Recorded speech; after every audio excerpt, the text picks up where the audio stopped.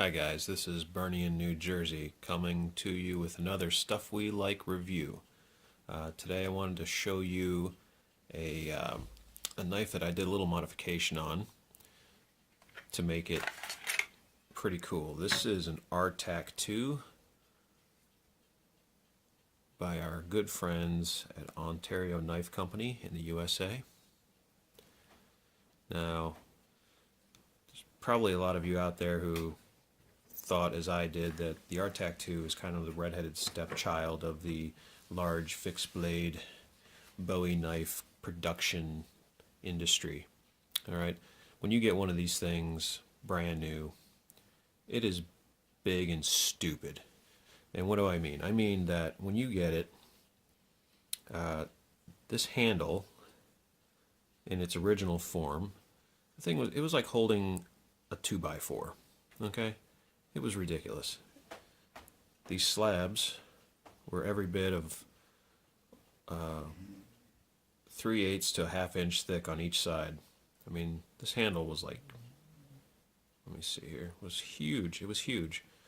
The slabs used to come all the way up to about there. I cut a lot of this off.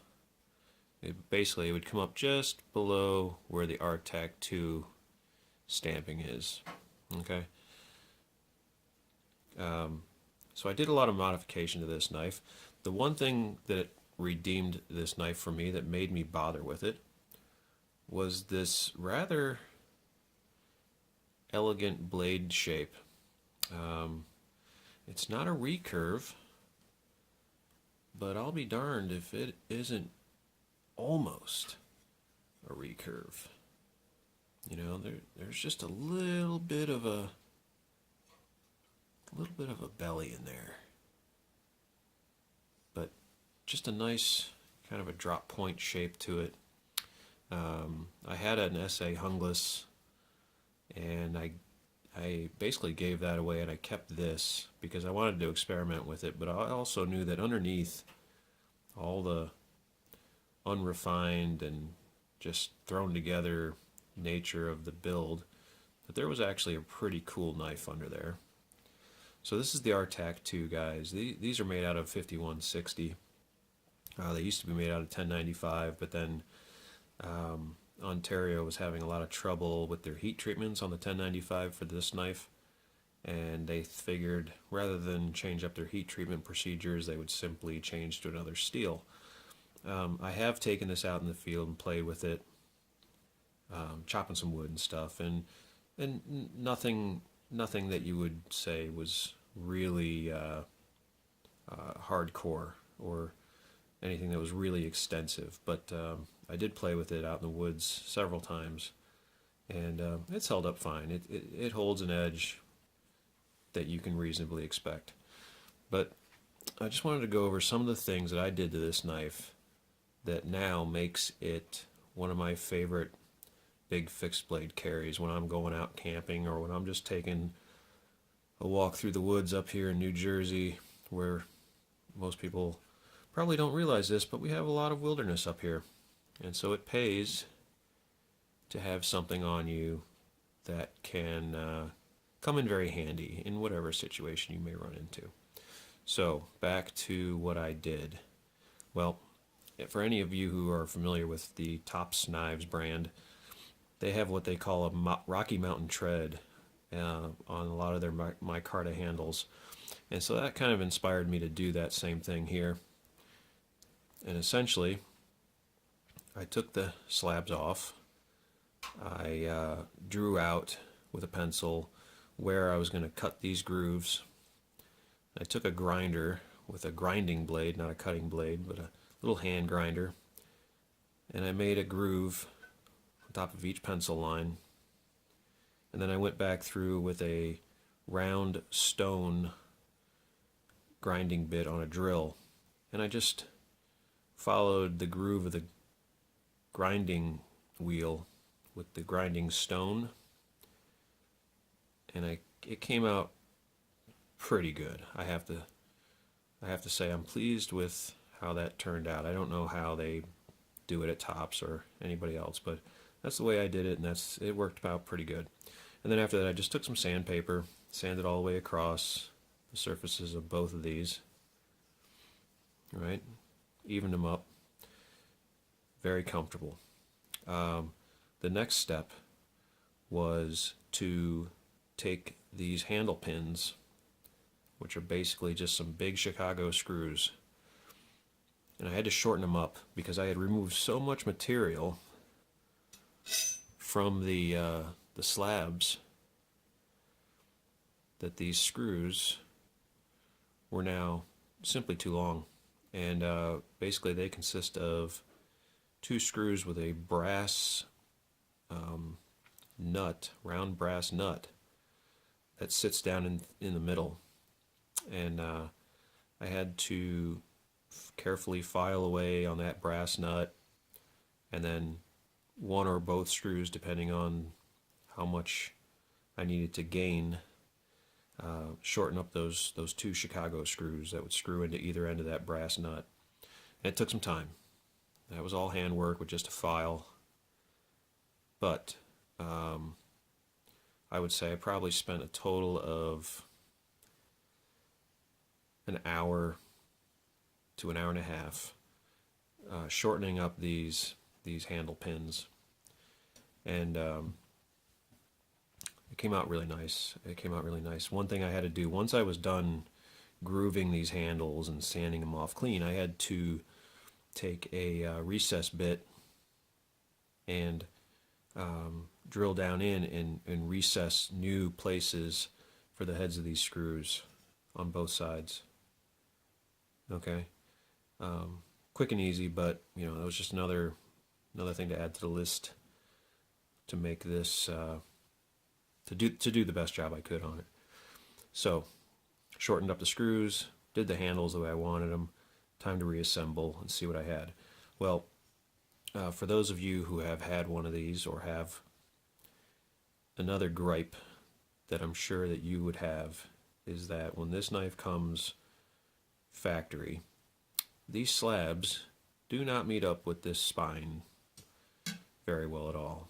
They hang over a little bit, and when they hang over, there's a nice sharp lip along each piece of that micarta. It sticks out just enough that it makes it quite uncomfortable to use it. Okay, so when I put these handle slabs back on the knife, I essentially had to come along and sand all the way around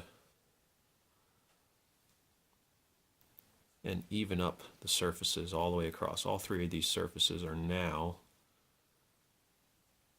smooth to each other. They're all in line. There is nothing to catch your finger, to cut your skin. This is smooth, the way it should have been. Okay.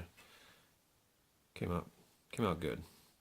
So that's the handles. The some of the alterations I did on the steel itself. When I had the slabs off, the handle slabs, I took a round file and I put some jimping underneath here in the guard. 3 spots, equally spaced.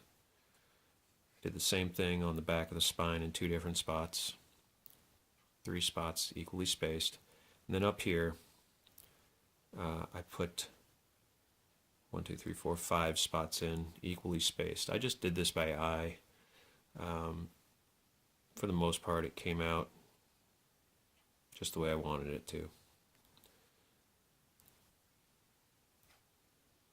The other thing I did was drill a hole here and here, okay?